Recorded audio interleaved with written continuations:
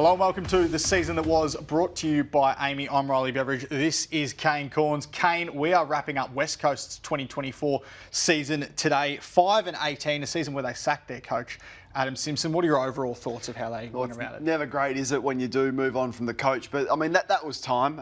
They definitely needed a circuit break. You could tell that Adam Simpson was fatigued and the pressure that was on him was too much. So they definitely made the right call there.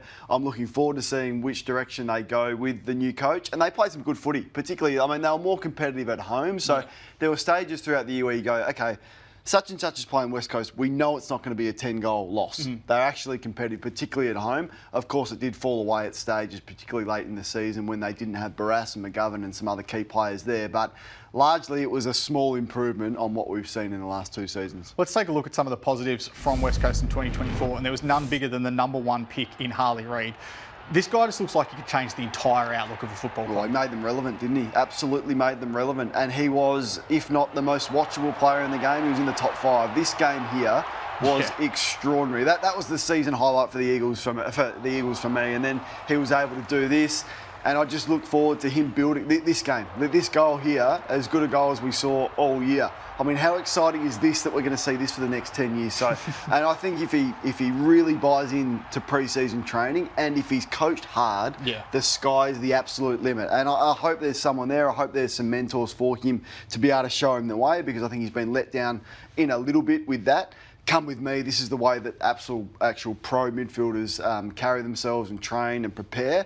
If he gets that, just the sky's the limit on what he can be. In terms of the problems, it was still a campaign where they lost their coach, Adam Simpson, having parted ways with the 2018 Premiership winner, Jared Schofield, taking over as interim, doing quite a good job. He'll be in the mix for being the next senior coach, but it's their #1 priority going into September is to find this new coach. They must nail it in terms of their rebuild. And I reckon they've got to find it in the next fortnight. I mean, that's how important. There's some key decisions that need to be made now. We're seeing even the drama that's going on at Melbourne, which we'll get to, but there are key decisions being made about personnel right now, and you need a coach in place very quickly. The other concern is just their list. The other teams that we're speaking of, Richmond and North, they've actually going to get the picks or they've had the picks. West Coast haven't had the picks yet. So I'm concerned about how low they are still going to go before they can completely rebuild, because, they're going to get a pick or two, but they haven't had the access to the draft like other clubs have had. Well, they'll have pick 3 this year and should get another one in for Tom Barras. We're expecting him to make a move to Hawthorn at the end of the season.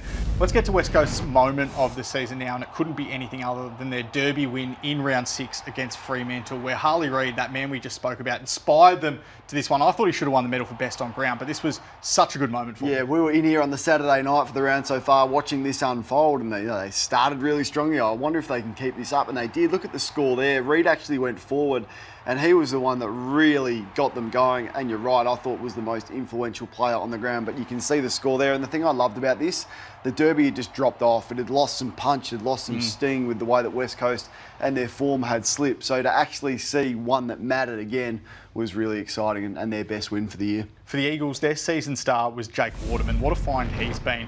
Father-son at the club. His future was up in the air at the end of last season, but he comes out this year and kicks 53 goals. He never kicked more than 18 in a season before this year. It's just a great story. Look at those numbers there. Like, as influential a small to medium forward, I guess, or some would even say he's a key forward, but the most marks inside forward 50 of any player in the comp. And this is for a side that won 5 games.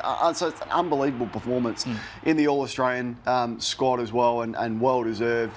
Really accurate in front of goal and a big-time player. So I thought he was one of the stories of the year, and I just loved watching him play with the intensity and the speed in which he attacked the footy in the contest. Third from the bottom, West Coast, 5-18 across the campaign, a few more wins than last year. What do you give him in terms of a grade? Yeah, I gave them a D. I think any year that you sack your coach is not a great year, and I do have some concerns that, unlike Richmond and North, who I think will be able to rise, and they have hit rock bottom, I'm not convinced that the Eagles have hit rock bottom yet. And yes, they'll get a couple of picks, but they're going to lose Barras, who's a key player for them. All of their senior players were once again largely the most influential, other than Harley Reid, so their performance isn't going to increase. And I'm just concerned about the lack of young talent coming through. That was West Coast season that was. Plenty more still to come on afl.com.au as we wrap up the campaigns of every club across the course of the season.